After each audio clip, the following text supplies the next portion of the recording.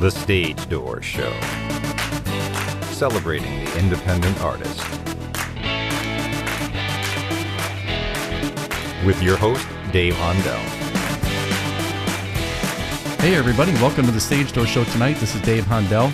I am really excited to have tonight's guest with me. NSYNC has been a household name around the world for many years, and I'm so lucky to have with me Chris Kirkpatrick. Hi Chris, thanks for joining me, man. Yeah, thanks Dave, thanks for having me. First of all, how have you and your family been doing through this pandemic? It's been a little tough, but as I say, this thing's in weird stages, and there's a lot of people that you hear a lot of like celebrities or rich people coming out going, we're all in this together, and meanwhile some people are cooped up in a 200 square foot condo or apartment somewhere or a trailer, while some of these rich celebrities are in their 10,000, 20,000 square foot mansions saying we're into this together, and it's not really in it together. But I think the intention is that we're all dealing with this, especially in our business, no work. It's really hard to get out, and when we're used to performing in front of audiences and having no audiences, to finding other ways of making ends meet or keeping ourselves busy. So luckily I've got a little 3-year-old boy, and my wife and I are completely entertained by him, and we do the best that we can to make every day, enjoyable and fun for him. Are you finding it that, being at home more, that you're able to do some like more writing, like music writing and things of that nature? I actually have not been doing as much writing, but I've been doing a lot more researching the craft and, learning new techniques, learning new instruments, learning new programs, finding ways to, kind of forward my craft or forward what I do, and just figuring out new ways to make music. And talk about the moment that you knew the music business was going to be your path in life, and what age did you know that you had that gift? Because I know you were very young when that happened. Yeah, I don't think until it actually was, our when we signed a record deal and we actually got paid for doing it. I spent years and years and years of, going out to coffee shops or, playing acoustic sets or just, singing a cappella with groups that I had, or trying to find, any way I could get what I do, my music out there. So I don't know if there was ever a point, it probably wasn't, like I said, until we signed the deal and somebody said, okay, now here's some money for doing what you've been doing, and here's per diem to take care of your day to day, and, just keep working on your craft. So probably wasn't until we signed a deal. And talking about that, as you began to gain that fame in the business, talk about that, what that did to your sense of normality in your everyday life, especially being so young when it all began, because I think it's important with our indie artists listening that it can happen overnight. It could take years, and, talk about that process. Well, it's kind of a lot different now. The indie artist has a better road now than they did when we were starting out. It's still, the indie artist is still out there gigging and living here in Nashville. I've friends with tons of indie artists, and I see them out there, plugging away every day when they're playing shows at any venue that will take them, just to pay rent or to make ends meet. And it really, it was a lot tougher then. Not saying it's not still really tough, but it's a lot different, and there's a lot of more avenues with the internet and with all these different like Tiktogram and Twitter that you can get on, and I think that's a great thing, because now if you've got the talent, there's ways of getting it out there rather than selling a cassette tape out of the trunk of your car and trying to get it to the right DJ or playing the right show. There's still a lot of that involved in what goes on today, but there's a lot more avenues to get your music out there. And speaking of that, we talk a lot about this on our show because of what you just mentioned, a lot of streaming platforms, and there's a lot of avenues for somebody to take, and obviously when you guys started, you basically had to cut a vinyl record or a cassette, and sell millions of copies, which you guys did. But now I think the competition, everybody has the same avenues and streams. So it could be more challenging now with all the streams because you have so much more competition. Or am I just overthinking that? No, I mean, there's definitely a lot more competition because now, and again, not to say that it's easier now. It's just as hard now because of that fact, and because of the fact that somebody could come along and cut some random weird ass record, and it could hit, and they could be selling millions of copies of some strange fluke record, whereas these artists and musicians that have talent and are slugging away day after day can't get their stuff to the right avenue or find the right platform or the right person to hear it and push them. And there's definitely the competition factor goes through the roof. And even now, to go as far as you've got The Voice, you've got all these programs that are focused on great singers or Songland, great writers, or America's Got Talent, great performers. You kind of have to be really, really good just to be seen by them. But there's definitely it's definitely almost like a songwriter's world now. And if you can write a hit song, or you write a hit song, somebody's going to hear it, and you're going to be able to get it to somebody. Yeah, that's true. And the other thing is the overseas aspect of things too, because obviously you guys are big throughout the world and still are. But do you find a difference between the United States audience versus the overseas audience? Because I ask this question a lot of people that have toured, like Denise Williams, Glenn Jones, and some of the people that have, from the 80s, 90s, and 2000s that have toured overseas, and they all said the same thing about overseas, that they go deeper into the the CD or the album than they would here. They go after the big hits here, but they might go deeper into your album there. So talk about that a little bit. Do you agree with that? Well, it's also, besides for that point, it's also very stylistic, and in the fact that Europe will have, the big hits from the States. But I remember, when we first started out, Paranoid Android by Radiohead was everywhere over there, and it was big in the States, but it just blew up over in Europe. And certain songs or certain genres or types of music, there are bands over there. I mean, we opened up for a guy that was selling out, 4,000 or 5,000 seat arenas, and he was enormous over there. And if I said his name, and his name's DJ Bobo, people over here are like, what are you talking about? But it's just stylistic.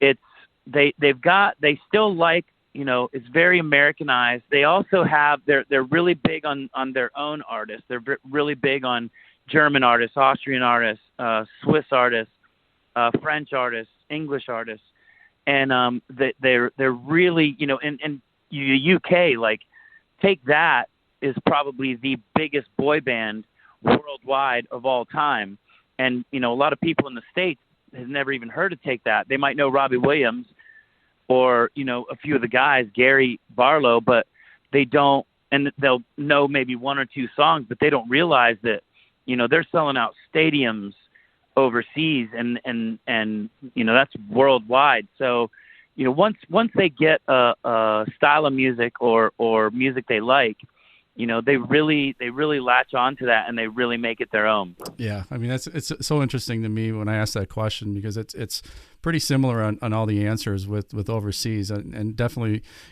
people that are collectors of music. I think you see a lot of people in the UK especially that like to collect like those old, vinyl albums, and like I said, go deeper into those cuts. So I think that's an interesting point.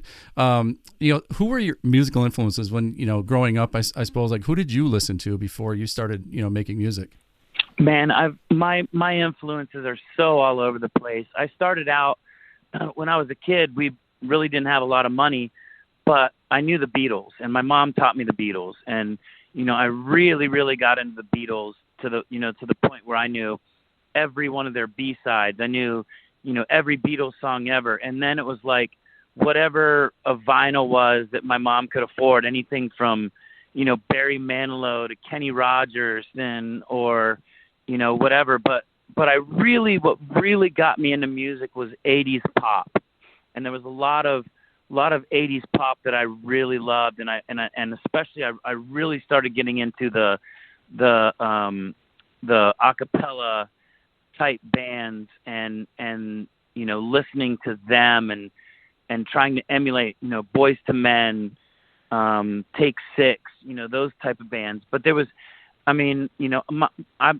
was everything from the Beastie Boys to Mozart. I'm a big pop music guy. So, pop music to me is just, if it's got a great hook, and then I love it, and I always listen to music, and if it's big on the charts, I love listening to it over and over until I realize or figure out what is it about the song that so many people love.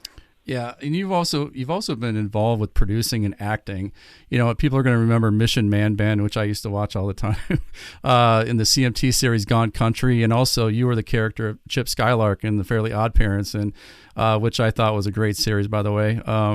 Talk about that shift, and is it something that you still enjoy doing? I loved, when I got the gig for Fairly Odd Parents, they started out as a brand new show. And they asked, and I'm a big cartoon buff, so when they asked me if I want to do a cartoon voice, I was like, yeah.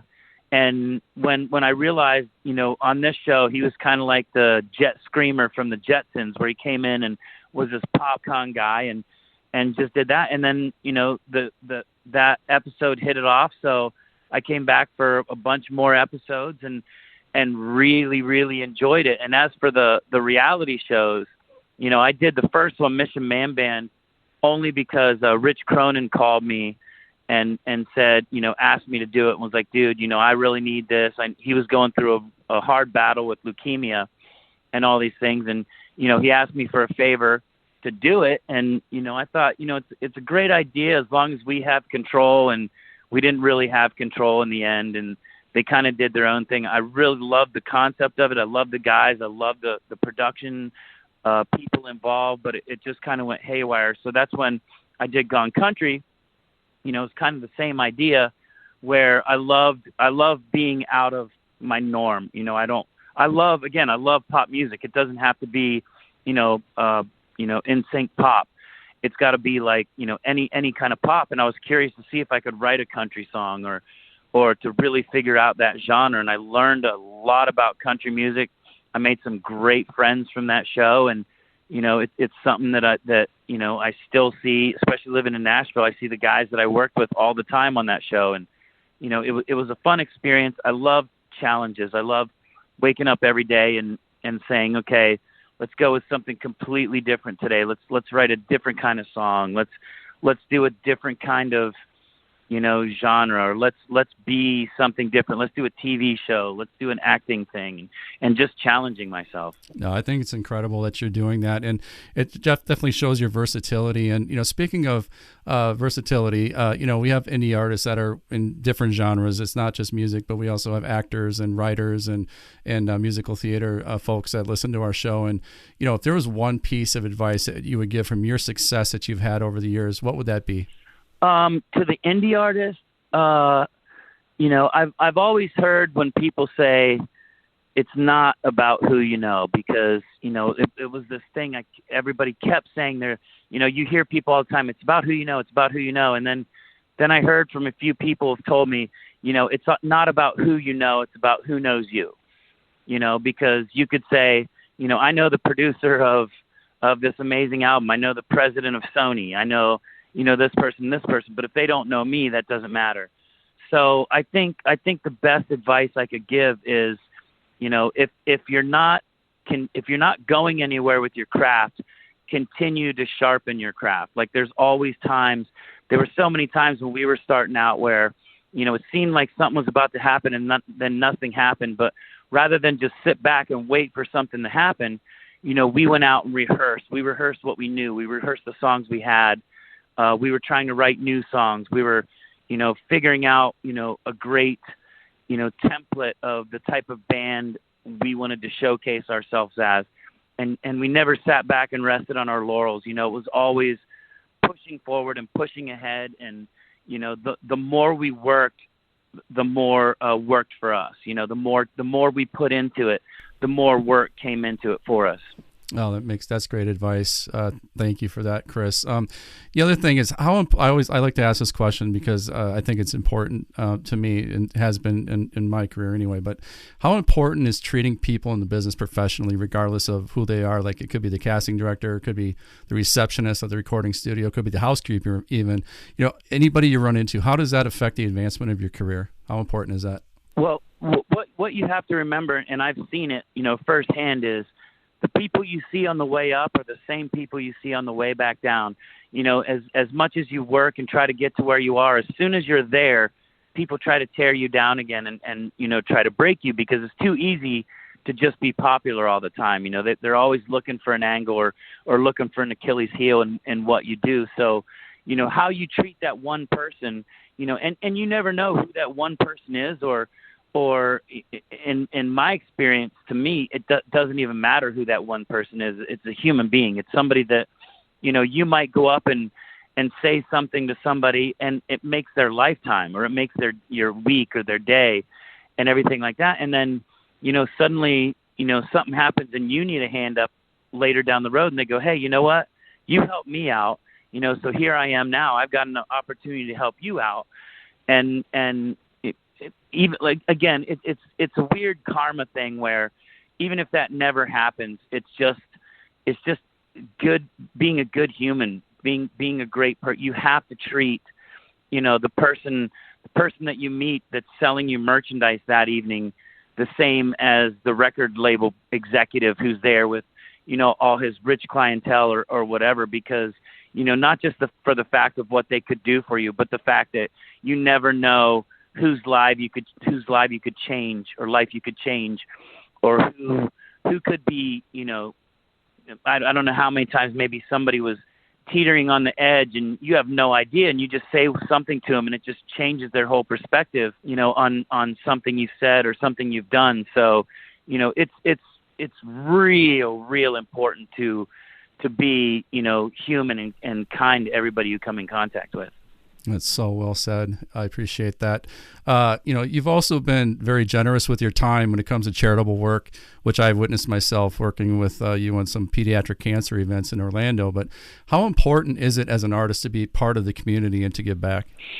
I think it's one of the most important things, because, you're using your platform to give back. There's, especially in these times, there's always the argument of politics or things like that, where it should a musician or somebody be preaching to you about who you should vote for or who whatever, and I don't remember what artist said it best, but they were like, I'm not here to preach to you about what I believe in. I'm here to preach to you about what you believe in and make a stand for it. And, and giving back, you have to realize that, we were blessed enough to do a job that we love doing more than anything. You get paid, depending, but, could get paid a ton of money. You get a lot of adulation, but, you get to do all these things. So for you not to give back, it blows my mind when I see like leader, somebody who's being paid millions of dollars to play a game, like turn away a kid for an autograph or to turn away this, because, the reason you're getting paid this money, the reason, we're making money and selling out, arenas or stadiums or whatever, is because we have fans, people that have waited in line, people that, sleep and breathe you and your band. And those are the people that you have to thank. You have to be there for them too. You can't just, I'm busy right now, I don't need to sign this. And it always breaks my heart if somebody comes up to me and they're like, look, I'm really afraid to ask. And with me, I'm always like, I understand why, because there are some people that are like, get away from me, or I'm not here for you, I'm here for me. But, with me, it's always just like, man, you can ask me anything. I'm glad to give back and to be as blessed as where I was, and to do what I got to do, to tell kids, hey, I was homeless. I lived in a trailer. I didn't have any money, and now people were, breaking down my door to get an autograph. Anybody can do it. It's just, I was in the right place and was blessed with, the opportunity, and I got lucky. No, I can, like I said, I'm a witness to that. Every time I've been around you, Chris, you've been more than gracious with people coming up to you and asking you for a picture or autograph. And I've never seen you be anything but gracious. So really kudos to you and the way you handle yourself. So first of all, what do you have that you're working on right now? I mean, what are some projects that we can look forward to if you're working on something right now? Well, the COVID has really kind of grounded a lot of us in that, a lot of the hosting gigs, a lot of performing gigs are all canceled. And, there's still little things here and there that I'll get to do. I'm working with this thing called ATCK, All the Cool Kids, with AJ McLean from the Backstreet Boys and, a couple other great artists. And, just trying to stay busy and it's anything from, I was doing a Instagram show for a little while, just, trying to, have fun and make light of everything that's going on and keep people uplifted. But, and I've got a 3-year-old kid who is my world, and I never in a million years thought I'd be that person going, oh yeah, I mean, I love the music business, but my kid, whatever. But, he really is. Him and my wife are just like, I've got a family, I love being a family guy and traveling on the weekends or any time I can and doing a gig and then coming back to them. That's really amazing. First of all, thank you for coming onto my show, Chris. I truly can't thank you enough. And you're one of the good guys in the business, and I appreciate you taking the time tonight to join me. Yeah, of course. Again, thanks for having me. Appreciate it. Have a great night. Thanks, brother. You too. Good luck with this.